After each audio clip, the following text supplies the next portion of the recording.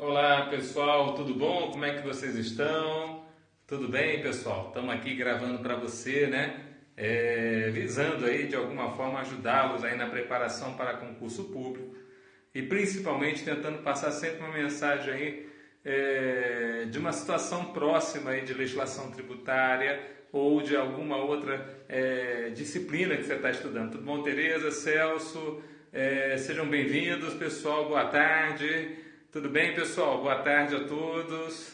Fala, Danilo, tudo bem? Boa tarde aí, meu guerreiro. Como é que vocês estão? Como é que está aí a preparação, hein? E aí, tem novidades?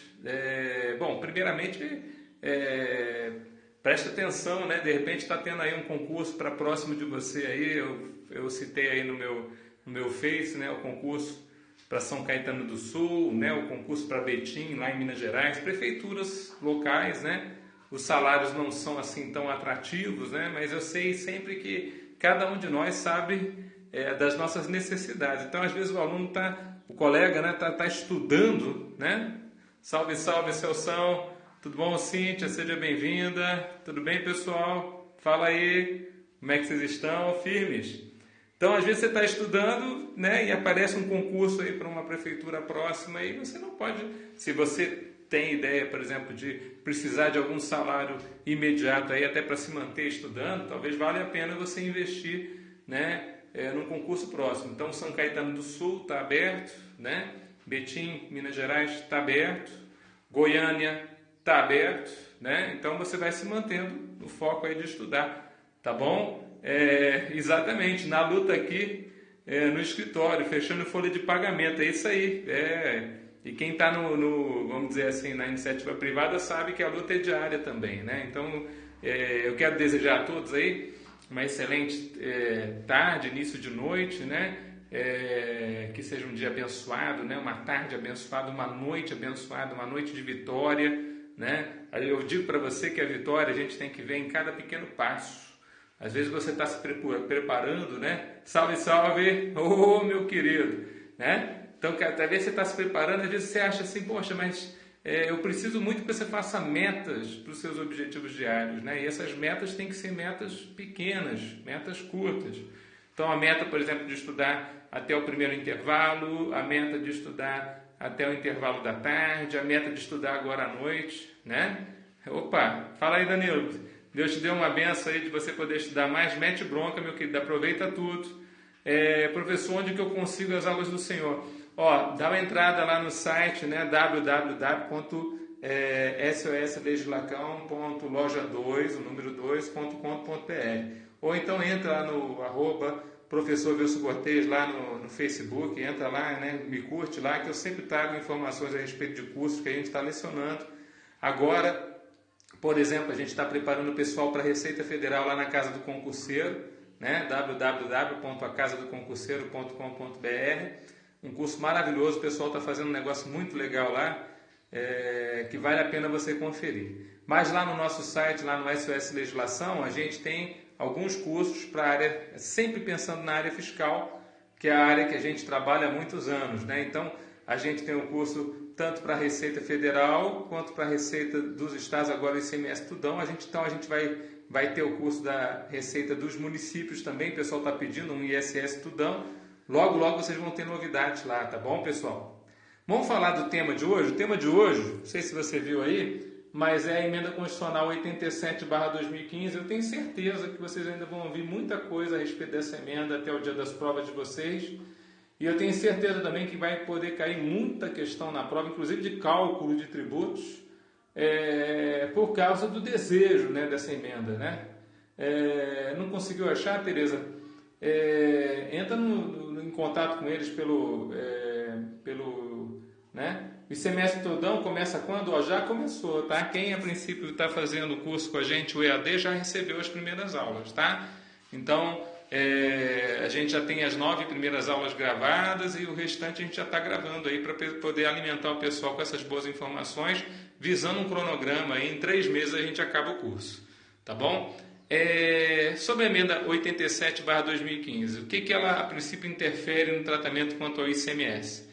Primeiramente, eu devo informar para você que o ICMS tem duas alíquotas básicas, que são a alíquota interna e a alíquota interestadual. Em regra, a alíquota interna deve sempre ser maior ou no máximo igual à interestadual, tá? Não recebeu ainda, meu guerreiro? Entre em contato comigo lá no Face, que eu já meto o pau lá no povo lá e falo para o pessoal mandar para você, tá? Eu não sei quando é que você efetuou o pagamento, mas aí o pessoal dá um toque lá que eu dou uma agitada lá no povo, tá? Se o povo tá chegando de volta de férias, né? Volta de fim de ano, a gente dá uma agitada no povo lá, tá? Então são duas alíquotas, vamos pensar, duas alíquotas básicas do ICMS. ICMS interestadual e a alíquota interna. A interna é aquela, como o nome já diz, dentro do território do ente político, do ente tributante. Então, alíquotas internas de São Paulo. Quem está estudando para São Paulo, a gente tinha as alíquotas de 7, 12, 18 e 25%. Né? Que legal, a apostila já foi enviada, guerreiro. 7, 12, 18 e 25. Mas agora em São Paulo nós temos duas alíquotas novas, 20 e 30, que foi o objeto do meu vídeo anterior. Se você quiser ver, eu vou postar aí para vocês de novo aí no Face, tá? Então, essas internas, a princípio, são determinadas por cada estado. Então, o estado determina a sua alíquota interna. As interestaduais não, são resoluções do Senado Federal que vão determinar. Então, as alíquotas interestaduais contra o ICMS é matéria de resolução do Senado Federal. A resolução do Senado Federal que tratava somente a respeito dessas alíquotas era a resolução 22/89, que é aquela que fala a respeito das alíquotas de 12% e a alíquota de 7%, que são as exceções, que era quando você mandava, por exemplo, no estado da região sul, sudeste, menos o Espírito Santo, para o restante do país. Aí você pagava. Fala aí, meu querido Aderson, Natal no Rio Grande do Norte está no páreo. Sim, meu querido. Inclusive, Aderson, é bom que o senhor pegue essas vagas aí do Ceará, né? De Rondônia, né? Ou se você quiser também invadir aqui para o sul, não tem problema não, vamos né, detonar, né? Da onde vocês estão falando, gente? Vamos falar aí para a gente poder mostrar que tem candidato do Brasil inteiro, né? Se esmerando, se esforçando aí para efetuar um excelente resultado, né? Eu quero dizer para vocês, gente, ó, Curitiba, salve, salve, Tereza lá do Rio de Janeiro, Juliano, Bauru, ó, Pernambuco elevou sua alíquota de 17 para 18, né? Alíquota interna geralzona, quer dizer, e é normal, viu? Oswaldo, fala Oswaldão, seja bem-vindo, meu guerreiro. Alessandra de São Carlos, né? Olha, tem o meu colega aqui de Campinas, está estudando pertinho de mim aqui, meu guerreiro. Vamos se encontrar um dia aí, vamos passar a geleia real para o Belo Horizonte, ó, São José dos Campos, seja bem-vindo também. Celso André está entrando aí. Então, ó, Recife, opa, como é que tá o tempo aí, gente? Aqui tá um calor, Campinas aqui, eu vou dando as notícias para você, um calor feroz, agora estou chegando aqui, muito quente, né? Então, olha, falando para vocês a respeito das nossas alíquotas quanto ao ICMS. Então, alíquotas interestaduais, né, são alíquotas que a princípio... Olha, eu fui falar do calor, meu. Aqui, ó, calor quente, calor matando. Imagina, o Recife com calor deve estar quente matando mesmo. A vontade de matar o estudo e ir lá para a praia de Boa Viagem, ficar lá curtindo uma prainha, né? Mas como a gente tem que dar um ralo, vamos dar um ralo tudão e nós vamos pegar as vagas aí. Primeiro vamos virar fiscal para depois pegar as férias, né? Então, ó, professor, qual foi a grande mudança, qual foi a grande inovação pela emenda 87/2015. Então, o interesse, qual que é o main legis? Já ouviu falar dessa expressão? Main legis é a mente do legislador. O que o legislador, né, o legislador constituinte que fez a emenda constitucional, ele pensou a respeito para poder trazer essa informação importantíssima aí a respeito desse assunto? Na verdade, existe no ICMS um repasse. Existe no ICMS o que seria o repassar da tributação do imposto. Quando você tem uma alíquota interna grande e uma alíquota interestadual baixa, significa que você permite ao Estado, onde vai se destinar o produto, uma parte, uma intenção, exatamente. A intenção, né, é você destinar ao destinatário do produto uma parte do ICMS. Por isso que nós falamos que quando você tem uma venda, por exemplo, de um fogão, de um fabricante na Bahia, para um destinatário, aí uma loja, um lojista, em São Paulo, você vai fazer a aplicação da alíquota interestadual, né? E aí depois você teria o repasse do que seria uma parte da tributação desse produto para o destinatário, no caso, o Estado de São Paulo. Então, São Paulo ficaria com uma parte do ICMS, apesar do produto ter sido fabricado, por exemplo, na Bahia. Então, esse repasse é dado através do sistema de alíquotas. E isso, inclusive, gera uma situação que você pode gerar até diferenciação. Por isso que, por exemplo, se você vai repassar mais para o destinatário, é bom que você passe por uma alíquota menor, porque aí o destinatário vai receber mais. Agora, se você quiser repassar menos ao destinatário, fala aí, meu guerreiro, fala, Paulo, você passa com uma alíquota maior, aí o destinatário fica com menos, né? Por isso que nós temos uma emenda, uma resolução do Senado Federal, a 13/2012, que bota uma alíquota interestadual de 4% nas situações onde se iniciaram as operações interestaduais com importações. É interessante, porque é justamente para fechar a guerra dos portos. Porque se você bota 4% na origem, grande parte da tributação não vai ser mais na origem. Não importa que porto você faz a importação, vai ser no destinatário, porque o diferencial de alíquota fica para o destino. Agora a situação mudou um pouquinho. Por quê? A vontade do legislador é que, independente do destinatário, ou seja, aquele que vai comprar o fogão lá feito na Bahia, seja uma pessoa física, o João, que comprou pela internet, seja uma pessoa jurídica, né, que a princípio também seja consumidora final, independente de ser contribuinte ou não do ICMS, o tratamento será o mesmo. Houve uma unificação, né, do tratamento. Oi, Mary, onde acha essa parte do ICMS na importação? A resolução número 13, resolução do Senado Federal 13/2012. Se você adquirir nossa apostila ICMS Tudão, ela está bem explicadinha, tá? E a apostila ICMS Tudão, por enquanto, ela está disponível para o pessoal que está fazendo o curso, mas logo, logo eu vou ter que abrir também para os colegas que, a princípio, não estiverem fazendo o curso lá no site SOS Legislação, para que eles possam também adquirir uma apostila que já possa dar o início do trabalho do auditor, né? Que é o início do seu estudo para a disciplina Legislação Tributária Tudão. Então vai ter logo, logo no site a apostila para venda, tá bom? Qual o site? Vou falar de novo, www.soslegislacão.loja2.com.br, tá bom? Gente, precisa de ajuda em legislação? Opa, consultoria, estamos aí. Professor da consultoria todo dia, mas ele só recebe o fixo. E para vocês aqui a consulta de graça, já percebeu? Você fala aqui, eu já meto o pau aqui para você, porque o que a gente quer aqui é envolvê-los nesse sentido, né? Nós temos que passar em concurso, nós vamos detonar, nós vamos invadir, tá certo? Então, ó, voltando lá para a emenda 87/2015, gente, estou falando para vocês, né? Importantíssimo a gente perceber que a mente do legislador foi a seguinte: vou tratar de forma unificada. O que antigamente tinha diferença é o destinatário é uma pessoa jurídica, contribuinte do imposto, ou é uma pessoa física não contribuinte. E aí você tinha uma diferença de alíquotas para esse destinatário. Né, Tereza? E essa diferença de alíquotas para o destinatário significava o que, propriamente dito? Significava o seguinte: se você, antes da emenda 87/2015, gente, a emenda entrou em vigor em 1º de janeiro agora, a gente está no dia 6, estamos falando de uma coisa que entrou em vigor há 6 dias atrás, tá? Então já atualizadíssimos para você, né? Então, eu digo para você, a emenda, na verdade, ela trouxe a seguinte diferença. Como era antes da emenda? Vamos imaginar um lojista, né? Aliás, aquele fabricante de fogão lá da Bahia, vendendo fogão para uma empresa que vai, a princípio, usar o fogão dentro do seu... por exemplo, vendendo um fogão para uma empresa que vai usar o fogão para fazer alimento para os seus funcionários, fogão industrial. Então, vender um fogão para um contribuinte do ICMS. O que é um contribuinte do ICMS, professor? É aquele que vai fazer fatos geradores do ICMS. Não necessariamente com um fogão, mas ele, por exemplo, é uma empresa, por exemplo, uma empresa que compra e vende carros, e ela tem lá um local onde ela faz alimento para os seus funcionários. Mas por comprar e vender carros, ela é contribuinte do ICMS.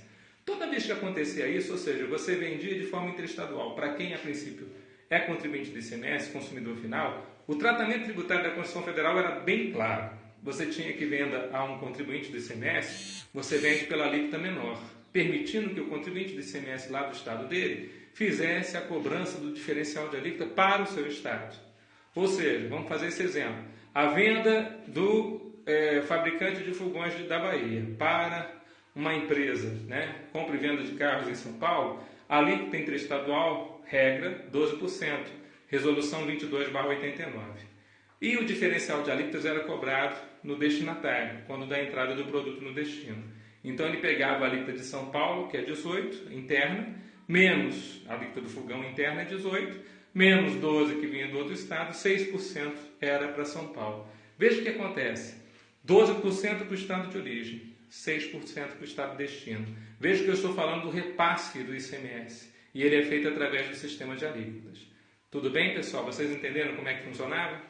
Como é que funcionava, professor, para a venda do fogão diretamente para o João? Vamos pensar? Venda do fogão. O fabricante lá da Bahia vende o fogão pela internet para o João. Então, antes da emenda constitucional, ou seja, antes de 1º de janeiro desse ano, como é que funcionava? O João não tinha como fazer nenhum pagamento de ICMS para o seu estado, certo? Porque ele não é contribuinte, ele não preenche guia, ele não tem livro de entrada e saída, não tem livro de apuração de ICMS, não tem nada. Ele é uma pessoa que está entrando na internet, achou o preço mais barato lá da Ricardo Eletro, que é uma loja que só tem lá no Nordeste, né? Não tem aqui no Sul, então o cara vende com preço bom para cá, vou comprar, né? Vou comprar, não vou precisar pagar imposto para o meu estado, porque a princípio, como é que funcionava? Todo o imposto ficava para o estado da Bahia. Aí você aplicava a alíquota interna como se estivesse vendendo para dentro da Bahia. Então a venda interestadual para um não contribuinte, ela funcionava como se fosse uma venda interna dentro da Bahia, ou seja, a alíquota interna da Bahia, ICMS tudão para a Bahia. O grande questionamento dos estados, principalmente dos estados grandes consumidores, era o seguinte: olha, a gente está perdendo uma parte do ICMS. Por quê? Como o ICMS tudão fica para o estado de origem, o estado de destino não está tendo repasse nenhum. Achamos isso que não é uma coisa que nos agrada. Queremos fazer uma mudança na Constituição Federal. Qual que foi a mudança? Vamos tratar os não contribuintes e os contribuintes do ICMS independente. Se a operação ou a prestação de serviço for interestadual, vamos fazer uma regra só? Vamos unificar a regra? Como que eles vão fazer? Fizeram a emenda constitucional.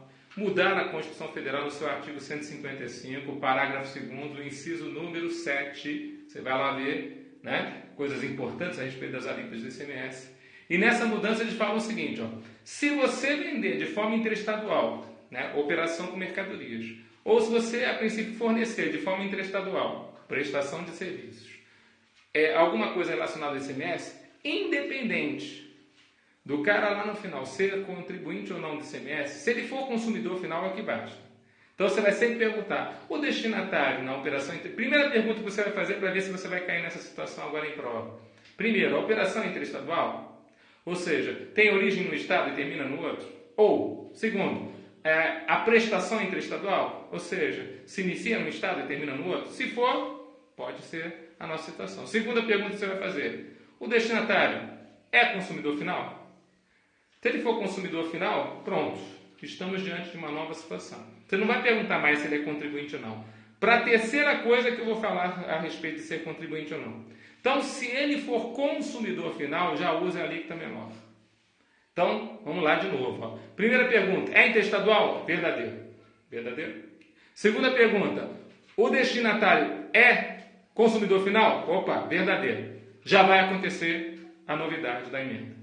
A novidade da emenda fala o seguinte: então, opere tudo com alíquotas interestaduais. Quais são essas alíquotas? Aquelas mesmas da Resolução 22/89.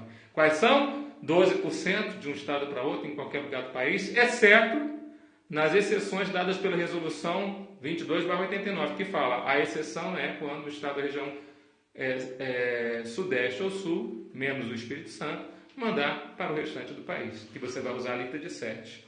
Então, nesse caso, que é o exemplo que eu estou dando, é da Bahia para São Paulo, como não é a exceção, é a regra, 12%. Então, você vai aplicar a alíquota de 12%. Independente você está vendendo para a loja de carros, independente você está vendendo para o João.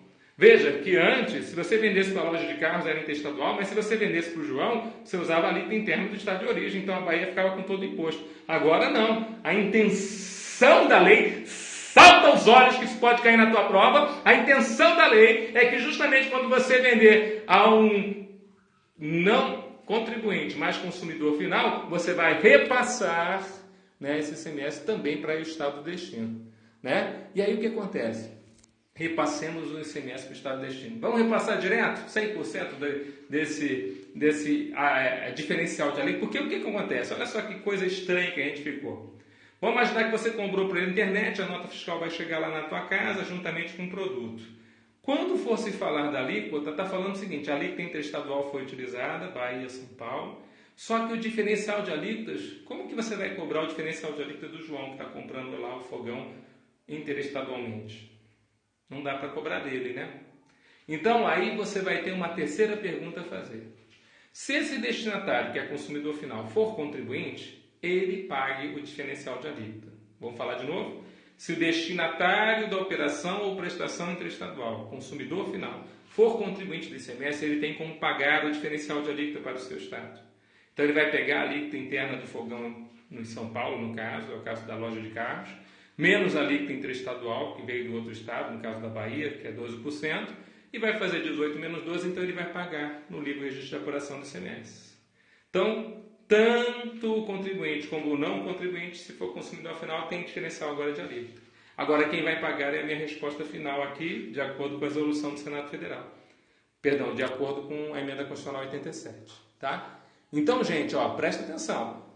Vendeu de forma interestadual. Diferencial de alíquota, então, para o estado onde vai ao consumidor final. Quem vai pagar o diferencial é que é a pergunta. Se for um contribuinte do ICMS, o lojista, ele paga o diferencial. Como é que se paga o diferencial de alíquota, professor? Eu não sei. Tem que montar um livro chamado Registro de Apuração do ICMS, o livro modelo 9, e você faz o lançamento, débito do imposto, outros débitos, em virtude de entradas de mercadorias vindas de outro estado. É uma situação interessante de um débito de imposto gerado por entradas. É uma situação excepcionalíssima. Normalmente, a entrada de produtos num determinado estabelecimento dá crédito. Aqui a gente vai ter um débito. Por quê? Porque é uma obrigação de pagamento do tributo. Dá para você levar isso para a prova? Isso, registro de apuração de ICMS. Isso aí mesmo, Danilão. O modelo 9, você pode comprar em qualquer papelaria, é o mesmo para todo o território nacional, ajuste CINEF sem número, todo o território nacional. Estou falando com Recife, estou falando com Porto Alegre, estou falando com Rio de Janeiro, estou falando com Espírito Santo. Aonde tiver concurseiro aqui, o livro modelo 9 é o mesmo. RECMS, né? O registro de apuração do ICMS. Tá certo? Viu? O que mudou? Mudou agora, o que eu vou falar. Quando houver a venda para o consumidor final não contribuinte, vai ser a mesma coisa, a alíquota interestadual. Não vai ser mais a alíquota interna, né? Exatamente. A emenda constitucional só produziu efeito a partir de 2016. Qual o sentido das proporções de 20% ou 80% para 2015 da DCT? Furada, ficou letra morta. Né? Porque quem viu lá na emenda constitucional, no artigo 99 da DCT, você trouxe as regras de vigência. As regras de vigência, a princípio, falavam que já teria efeitos a partir de 2015. Não teve efeito nenhum a partir de 2015, então aquilo virou Constituição morta, né? Emenda constitucional com letra morta ali no ADCT, tá? Mas vamos continuar aqui para você. Veja só, pode botar coraçãozinho aí, você está curtindo, meu querido? É uma aula especial para você, né? Do fundo do coração do professor Tudão, para você detonar no concurso da Receita dos Estados, qualquer estado brasileiro, e para a Receita Federal ou qualquer outro que for cair constitucional, viu? Caiu constitucional na matéria, meu querido, tenha certeza que isso aqui que eu estou falando, pode cair na prova. Por quê? Porque é novidade. Novidade